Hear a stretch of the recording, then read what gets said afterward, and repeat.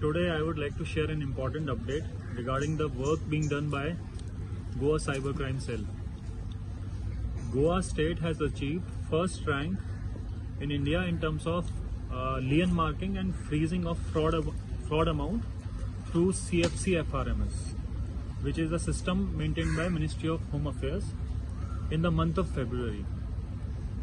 Whenever a cyber fraud is reported through 1930 helpline or cybercrime.gov.in, the system analyzes the money trail. Our cyber cell staff then follows up with the nodal officers of banks and financial intermediaries to quickly freeze that fraud money. Because of this coordinated effort, Goa Police has been able to freeze 43% of total fraud amount in the month of February 2026. If we look at the overall figure of this year, the lien percentage stands at 29% and total fraud amount frozen so far is 3.61 crores. We have placed a dedicated team in I4C, which is Indian Cybercrime Coordination Center, and as well as our Cybercrime Police Station. They both work in tandem and they do necessary follow-up on the money trail with all the nodal officers of banks and financial intermediaries, and that is why we have been able to achieve first rank. Another encouraging development which I want to share with you is that compared to the same period last year, January-February, the total fraud amount reported has reduced by 30% this year.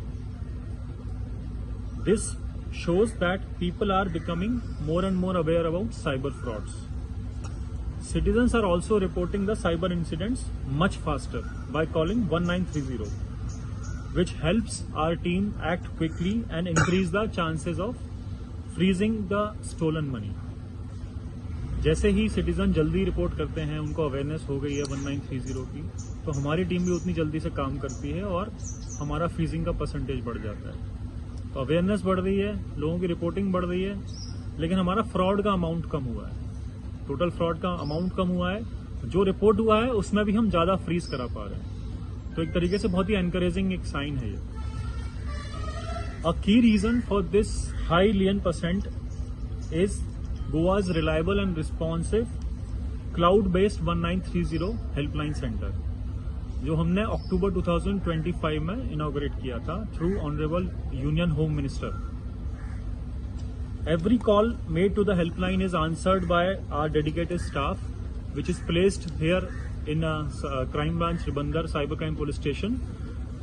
The staff is there available 24/7. The cloud-based telephony system ensures that all calls are answered.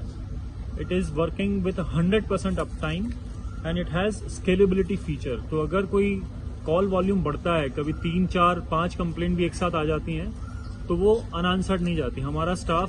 हमारे जो staff का जो number उस पर assign हुआ है वो बढ़ जाता है और सारे कॉल्स को हम टेकअप कर पाते हैं.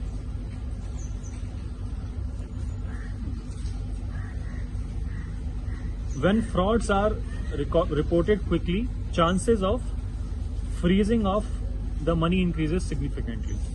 जो हमारा क्लाउड बेस्ड हेल्पलाइन सेंटर है, इसमें बहुत सारे फीचर्स हैं. It allows that all calls are monitored by senior officers because we are recording each and every call and we are listening to it randomly. तो अगर कोई हमारा स्टाफ किसी से अच्छे से बात नहीं करता है तो वो भी हम तक फ्लैग हो जाता है और इसमें हम सीनियर ऑफिसर्स तक इसको तुरंत फ्लैग कर सकते हैं अगर कोई बड़ा अमाउंट रिपोर्ट होता है, क्योंकि हमको नोटिफिकेशन आता है उसका. कोई भी बड़ा अमाउंट अगर रिपोर्ट होता है तो लाइव नोटिफिकेशन हमको आता है. So that is the feature. Recently आपको जब आप सबको पता होगा कि हमने जीरो EFIR का सिस्टम ऑनरेबल CM सर के द्वारा इनॉग्रेट कराया है साइबर फ्रॉड्स के लिए. Under this system all cyber fraud complaints involving amounts above ₹1 lakh are being registered as FIR. So अभी कोई भी 1 लाख से ऊपर 1930 को कॉल करता है तो उस पर FIR रजिस्टर हो रही है. चाहे अगर 5 लाख से ऊपर है तो साइबर क्राइम पुलिस स्टेशन में, 1 से 5 के बीच में है तो लोकल पुलिस स्टेशन पे, और वहां उसकी इन्वेस्टिगेशन की जा रही है.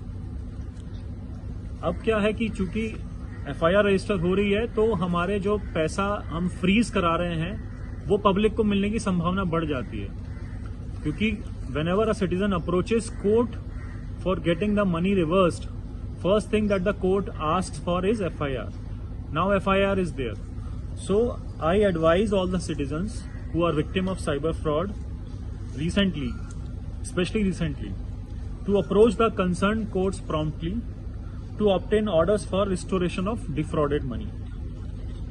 Our investigation officers have also been instructed to assist the victims in filing the necessary petitions before the court. हमने सारे IOs को एक रिटर्न इंस्ट्रक्शन दिए हैं कि आपको कैसे कोई भी विक्टिम अगर आपको अप्रोच करता है उसका पैसा वापस दिलाने के लिए हेल्प कीजिए, तो आपको उसमें कोर्ट की प्रोसेस में असिस्ट करना है और अच्छा रिप्लाई फाइल करना है कोर्ट में, ताकि उसके कोर्ट के द्वारा फेवरेबल ऑर्डर उसको विक्टिम को मिल पाए.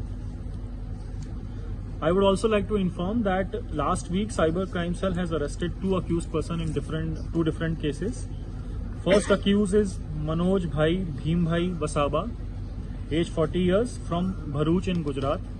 He was arrested in FIR number 30/2025. Last year की FIR है, लेकिन हमारा काम चालू था इस पर, which relates to APK file scam. कि एक सिटीजन के पास APK फाइल आई और उस APK फाइल को क्लिक करके उसका फोन हैक हो गया और उसके मोबाइल से ऑनलाइन ट्रांजैक्शंस हुए और पैसा उसके अकाउंट से डेबिट हुआ.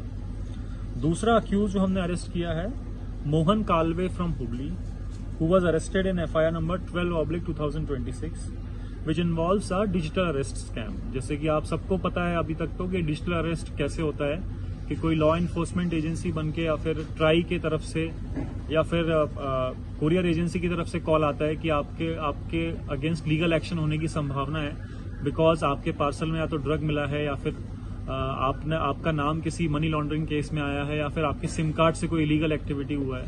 तो ऐसे केसेस में जो फ्रॉडस्टर है वो एक फेक पुलिस वाले बन के क्राइम ब्रांच के या फिर ED के या CBI के ऐसे करके लोगों को फंसाते हैं और डरा के उनसे पैसा एक्सटॉर्ट करते हैं. तो ऐसा ही एक केस ये इस साल रिपोर्ट हुआ था फरवरी के महीने में ही, उसको हमने बहुत जल्दी सॉल्व किया है. दोनों का मैं अलग से दोनों केसेस का एक सेपरेट प्रेस नोट मैंने बनाया है जो कि हम रेगुलरली आपको अपडेट करते रहते हैं. वो भी ओवरऑल जो मेरा अपडेट था उसके साथ अटैच में करके आपको दूँ.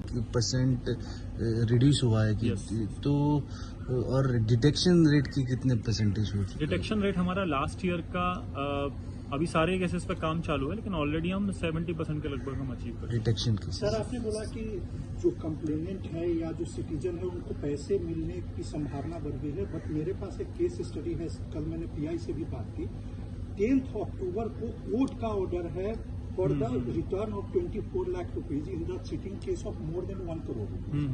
अभी तक जो है 4 महीने हो गए, अभी तक उनको पैसे नहीं मिले. एक्चुअली क्या है कि वो बैंक की तरफ से उसमें प्रॉब्लम होती है. हम लोग अपनी तरफ से पूरा काम करा देते हैं, तो वो बैंक एक ही अकाउंट से मल्टीपल ऑर्डर होते हैं कभी कभी. वो जो अकाउंट से पैसा कोर्ट ने बोला होगा वापस देने के लिए विक्टिम को, उसी अकाउंट पे किसी और ने भी ऑर्डर ले लिया होगा.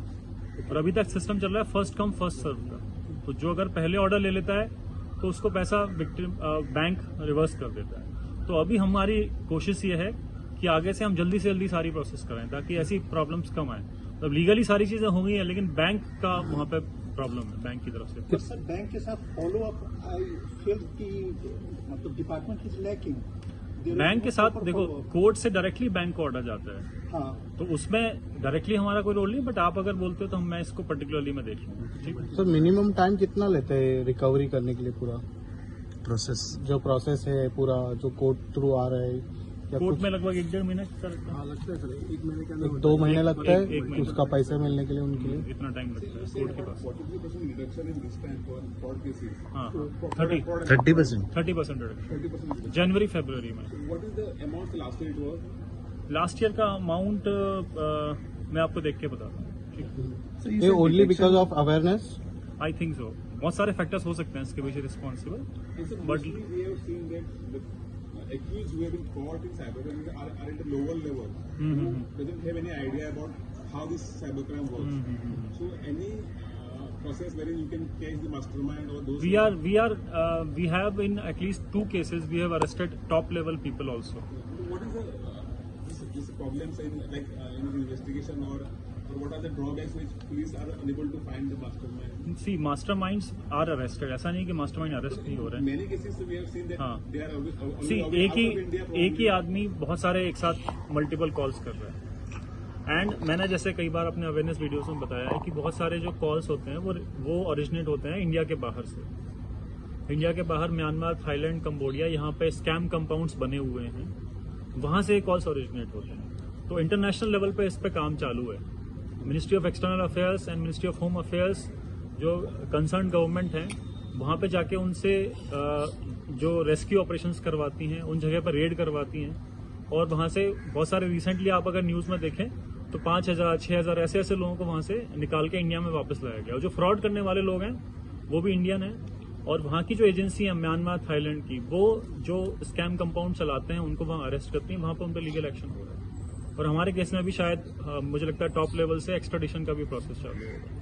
Sir, you said detection rates are close to 70%, which is very high. But what about conviction rates? How many of these people actually land अभी तो behind bars? ट्रायल चालू है, वो हमको देखना पड़ेगा कि कन्विक्शन का क्या स्टेटस है। ठीक है, sir usually cyber crime 5 lakh से ऊपर के फ्रॉड को एंटरटेन करती है। Cyber crime police station, yes. Yes.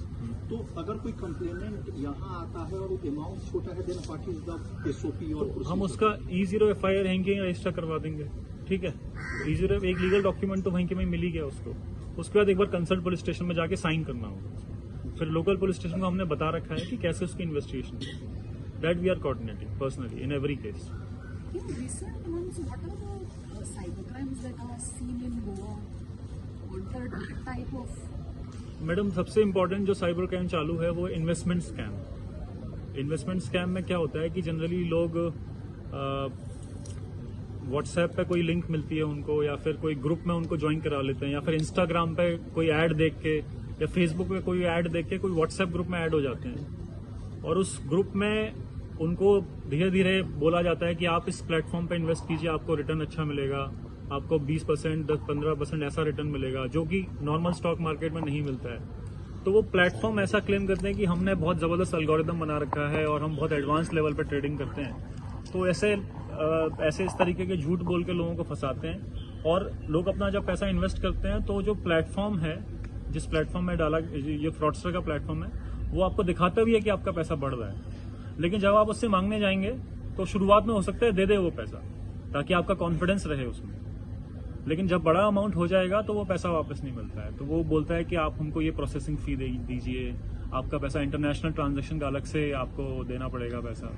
तो ऐसे करके इस तरीके से फ्रॉड होता है। बाकी जो रेगुलर फ्रॉड चल रहे हैं वो AP के चालान जो मैंने आपको बताया, उसमें क्या होता है कि RTO चालान की लिंक कभी कभी आती है।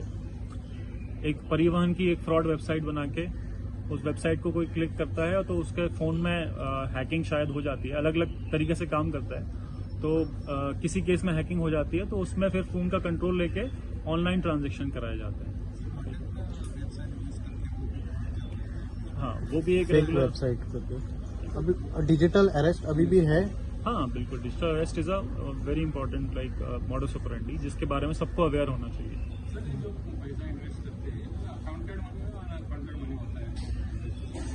वो that is not our subject of investigation. ठीक है, थैंक यू। वो हमारा सब्जेक्ट है, हमको तो सब ये देखना है कि किसी ने कंप्लेन दिया कि मैंने पैसा डाला और मेरे साथ फ्रॉड हुआ, तो वो फ्रॉड किसने किया हम वो देखते हैं।